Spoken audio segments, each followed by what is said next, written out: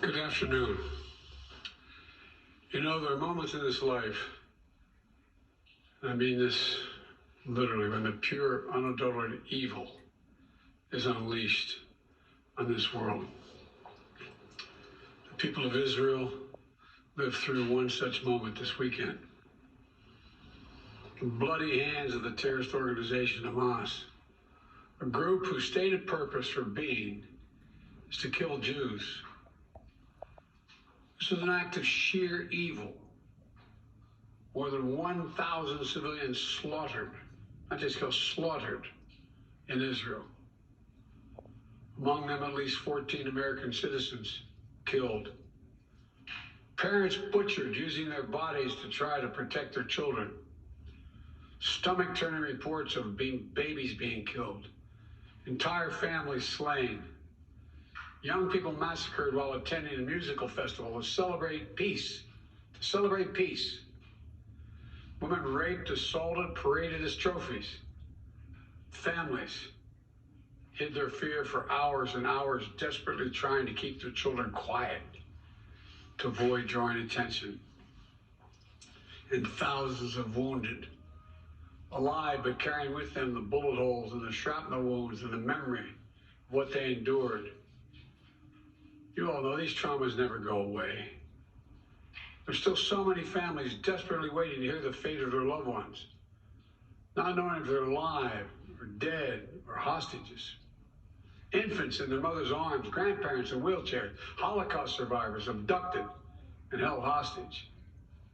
Hostages whom Hamas has now threatened to execute in violation of every code of human morality. It's abhorrent. The brutality of Hamas, his bloodthirstiness, brings to mind the worst rampages of ISIS. This is terrorism. But sadly, for the Jewish people, it's not new. This attack has brought to the surface painful memories and the scars left by a millennia of anti-Semitism and genocide of the Jewish people. So in this moment, we must be crystal clear. We stand with Israel. We stand with Israel. And we will make sure Israel has what it needs to take care of its citizens, defend itself, and respond to this attack. There's no justification for terrorism. There's no excuse. Hamas does not stand for the Palestinian people's right to dignity and self-determination. Its stated purpose is the annihilation of the state of Israel and the murder of Jewish people. They use Palestinian civilians as human shields. Hamas offers nothing but terror and bloodshed with no regard to who pays the price.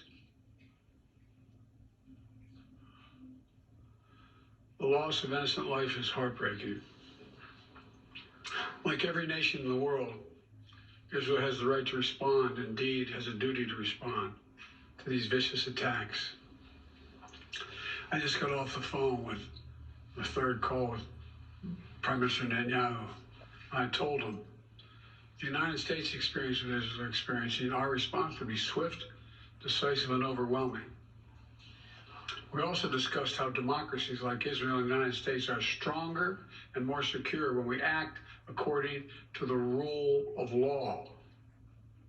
Terrorists purposely target civilians, kill them. We uphold the laws of war, the law of war. It matters, there's a difference. Today, Americans across the country are praying for all those families that have been ripped apart. A lot of us know how it feels. It leaves a black hole in your chest when you lose family. Feeling like you're being sucked in. The anger, the pain,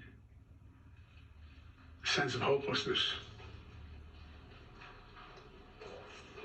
This is what they mean by a human tragedy, an atrocity on an appalling scale. We're going to continue to stand united, supporting the people of Israel who are suffering unspeakable losses and opposing the hatred and violence of terrorism. My team has been in near constant communication with our Israeli partners and partners all across the region and the world from the moment this crisis began. We're surging additional military assistance, including ammunition and interceptors, to replenish Iron Dome. We're going to make sure that Israel does not run out of these critical assets to defend its cities and its citizens. My administration has consulted closely with Congress throughout this crisis. When Congress returns, we're going to ask them to take urgent action to fund the national security requirements of our critical partners. This is not about party or politics.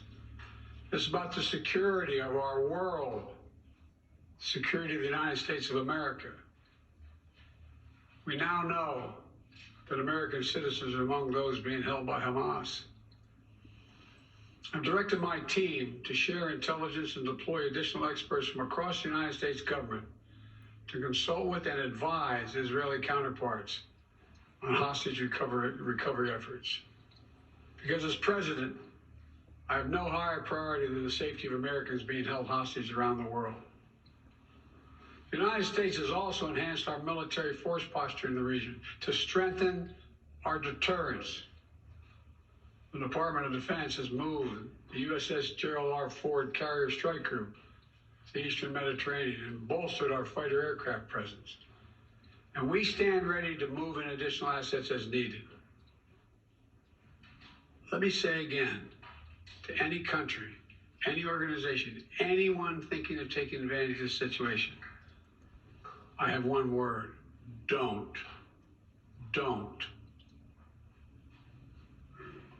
Our hearts may be broken, but our resolve is clear. Yesterday, I also spoke with the leaders of France, Germany, Italy, and UK to discuss the latest developments with our European allies and coordinate our united response. This comes on top of days of steady engagement with partners across the region. We're also taking steps at home. In cities across the United States of America, police departments have stepped up security around centers of Jewish life. The Department of Homeland Security and the Federal Bureau of Investigation are working closely with state and local law enforcement and Jewish community partners to identify and disrupt any domestic threat that could emerge in connection with these horrific attacks. This is a moment for the United States to come together, to grieve with those who are mourning. Let's be real clear. There is no place for hate in America. Not against Jews, not against Muslims, not against anybody. What we reject is terrorism. We condemn the indiscriminate evil, just as we've always done. That's what America stands for. You know, just over 50 years ago, I was thinking about it this morning, talking to the Secretary of State, the Vice President in my office. And over 50 years ago, as a young senator, I visited Israel for the first time as a newly elected senator. And I had a long, long trip, a meeting with Golda Meir in her office just before the Yom Kippur War. And I guess she could see the consternation on my face as she described what was being faced. They were facing. We walked outside in that sort of hallway outside her office to have some photos. She looked at me all of a sudden and said, "Would you like to have a photograph?" And so I got up and followed her out. We were standing there silent, looking at the press. She could tell, I guess, I was concerned. She leaned over and whispered to me, she said, "Don't worry, Senator Biden. We have a secret weapon here in Israel." My word is what she said. We have no place else to go. We have no place else to go. For 75 years, Israel has stood as the ultimate guarantor of the security of Jewish people around the world, so that the atrocities of the past could never happen again. And let there be no doubt, the United States has Israel's back. We will make sure the Jewish and democratic state of Israel can defend itself today, tomorrow, as we always have. It's as simple as that. These atrocities have been sickening. We're with Israel. Let's make no mistake. Thank you.